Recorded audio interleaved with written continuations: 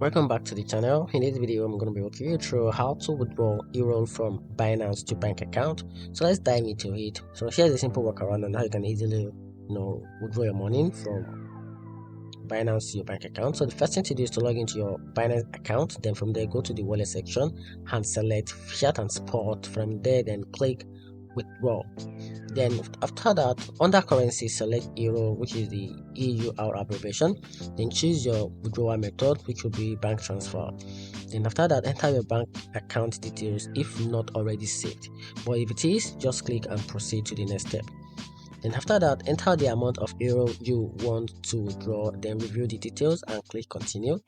Then once that is done, complete any security verification, which is your OTP PIN or your email verification, or it could be your two-factor authentication.